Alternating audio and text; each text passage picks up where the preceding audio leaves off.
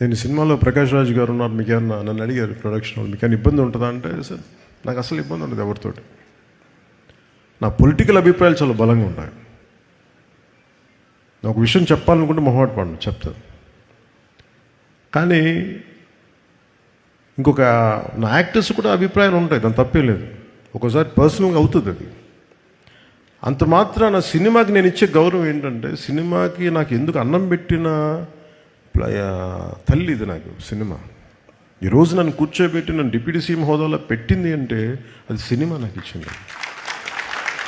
నా సామాజిక అంటే నా ఒక ఈ సమాజంలో ఉండే ఈ అసమానతల మీద కోపం నాకు ఎగ్జిబిట్ అవ్వడానికి సినిమా పనిచేసింది నాకు.